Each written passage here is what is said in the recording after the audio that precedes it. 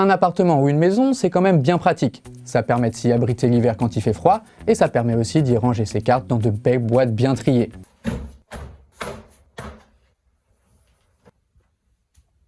Et en France, depuis 2012, ça permet aussi de partir en vacances ou de se faire un complément de revenus. Vous avez dit Airbnb? Non, c'est moi qui viens de le dire. Airbnb existe en France depuis seulement 13 ans. Et le moins qu'on puisse dire, c'est que la plateforme de location de meublés a conquis tout le territoire et changé drastiquement notre approche du logement occasionnel. C'est bien simple, des Airbnb, il y en a partout. 81% des communes françaises comptent au moins une offre Airbnb sur leur territoire. Mais alors, comment est-ce que tout ça s'organise sur le territoire et est-ce qu'il existe une géographie d'Airbnb en France? Pour le dernier épisode de Plan Carte de 2025, on cartographie tous les logements Airbnb du pays et prenez vos bouées parce qu'on va voir ensemble comment la vague Airbnb a submergé la France. Airbnb, c'est clivant. Il y a tout un tas de critiques qu'on peut très légitimement faire sur cette plateforme, mais c'est pas le sujet de la vidéo aujourd'hui. Ce qui nous intéresse nous, ça va peut-être vous étonner venant de moi, c'est la géographie, et on va essayer de faire un maximum de cartes. Alors il y a quelques semaines, je suis tombé sur ce rapport de l'Institut Terram.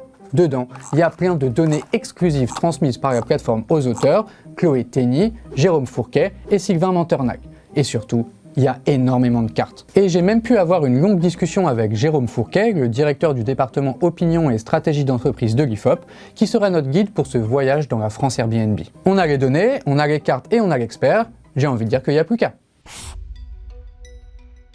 Airbnb est fondé en 2008 et débarque en France 4 ans plus tard. Et voici notre première carte, celle des nuitées réservées sur Airbnb par commune de France métropolitaine en 2013. Pour l'instant, tout ça est encore très vide, mais vous allez voir que ça va se colorer super vite. Alors qu'est-ce qu'on voit? Une sorte d'archipel Airbnb. Et on a vraiment la physionomie d'un archipel, c'est-à-dire qu'il y a des points éloignés les uns des autres, et donc il y a une très grande discontinuité géographique et c'est très ponctuel. Des territoires isolés qui ne sont pas vraiment reliés les uns aux autres et qui donnent à la géographie du phénomène l'apparence d'une collection d'îles. À ce moment-là, les offres d'Airbnb se concentrent dans les hauts lieux du tourisme en France. Paris, les grandes métropoles, les littoraux, les stations de sport d'hiver, et puis quelques hauts lieux de notre patrimoine autour du Mont-Saint-Michel ou des châteaux de la Loire. Et en gros, quand Airbnb arrive, comme on dit en bon français, les early adopters se concentrent dans les lieux les plus touristiques du pays, ce qui est assez logique. Mais tout ça va évoluer très vite. La deuxième carte qu'on va regarder ensemble, c'est exactement la même que la première, avec la même légende, mais pour l'année 2019. Ce qu'on voit, c'est qu'en 5 ans à peine, la vague Airbnb a submergé le territoire français. Le phénomène s'est amplifié dans toutes les régions touristiques, on y repère encore mieux que sur la carte précédente les littoraux, les zones de sport d'hiver et les grandes villes, et la vague de la Loire s'y dessine aussi très clairement. Mais ce qui saute aux yeux, c'est que la plateforme est presque présente sur l'ensemble du territoire. Alors je dis presque parce que, un peu comme avec la 5G, il subsiste encore pas mal de zones blanches, notamment dans le centre de la France, dans le nord et plus largement sur tout le quart nord-est. Et 5 ans plus tard, en 2024, rebelote. Amplification, quadrillage du territoire, vous avez compris le topo. On dirait qu'il y a quasiment plus de zones blanches. Airbnb est quasiment présent partout. Sur la carte, on voit ressortir des zones touristiques et avec des logements disponibles. Ils sont donc saturés de résidences secondaires, comme par exemple la côte bretonne, la côte basque du côté de Biarritz ou la côte méditerranéenne. Juste ici, on voit ressortir la commune de Lacanau-Océan et ses 70% de résidences secondaires.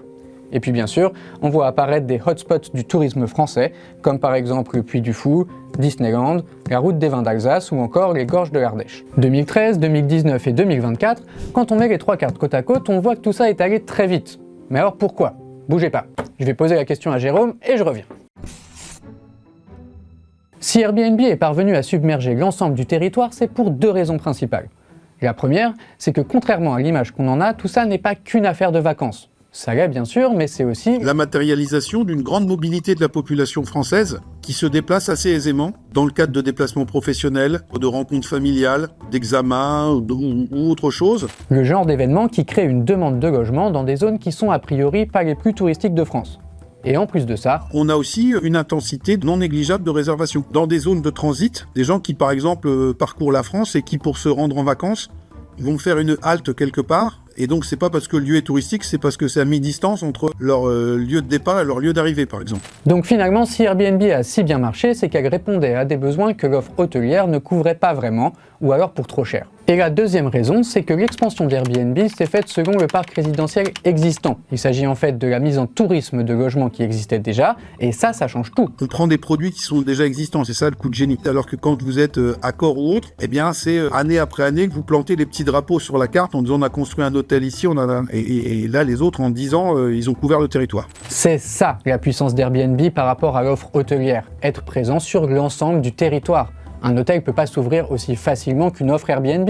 Et quand on met côte à côte la carte de l'offre hôtelière par commune et celle des offres Airbnb, ça saute aux yeux. Les hôtels restent sur un système d'archipel, alors qu'Airbnb a quadrillé l'ensemble du pays.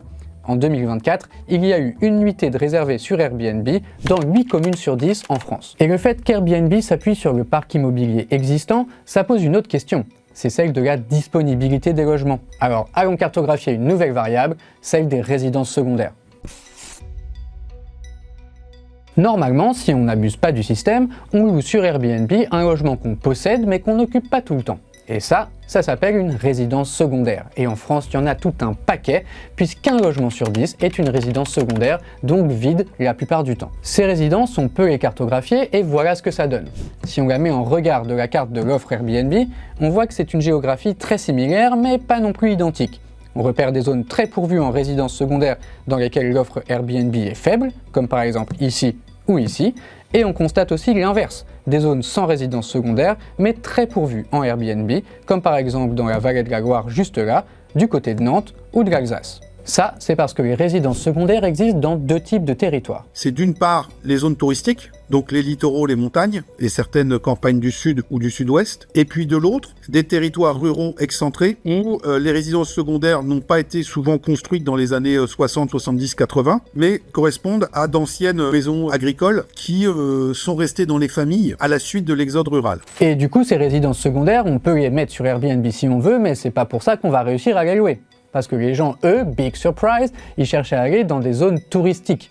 Et un bon exemple pour illustrer ça, c'est celui de la Bretagne.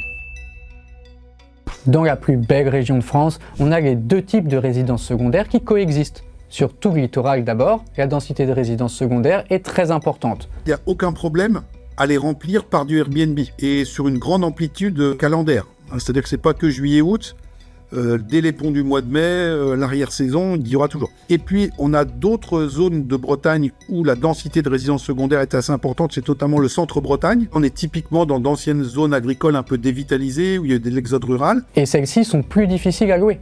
Regardez sur notre carte des nuitées réservées en 2024. Ces communes n'apparaissent pas aussi foncées que sur notre carte des résidences secondaires. Donc, au sein d'une même région, toutes les localisations ne se valent pas. Et puis, il n'y a pas que l'emplacement, il y a aussi le timing. Il y a le tourisme classique avec sa haute saison l'été et son pic au 15 août, mais il y a aussi des comportements plus spécifiques qui ne peuvent être révélés qu'à l'échelle locale. Et pour en parler, on va zoomer sur 3 territoires, et le premier d'entre eux, c'est Le Mans. Alors pourquoi Le Mans? Pour vérifier si les 24 heures du Mans ont un impact sur les réservations, et la réponse est oui. Regardez le graphique. Il montre l'évolution des réservations au Mans sur toute l'année 2024, et on observe plusieurs pics. Celui des 24 heures moto, celui du Grand Prix de France moto, mais surtout celui des 24 heures du Mans auto. Pour cette ville, c'est vraiment l'événement qui provoque les réservations. Et c'est une logique qu'on retrouve dans d'autres villes de France, notamment à Clisson avec le Hellfest, qui constitue le plus gros pic de l'année, au coude à coude avec le 15 août et loin devant les ponts du mois de mai. Même constat à Angoulême, où le festival de la bande dessinée constitue le point culminant de l'année, loin devant le 15 août ou le mois de mai. En revanche, Angoulême, cette année, c'est un peu mal barré pour les locations, mais vous avez quand même compris l'idée. Pour tous ces événements, Airbnb vient suppléer une offre hôtelière qui existe déjà, mais qui n'a pas forcément les capacités d'accueil pour ces périodes de pointe. Et puis il y a une autre spécificité d'Airbnb, c'est sa capacité à faire ruisseler les touristes sur les territoires alentours.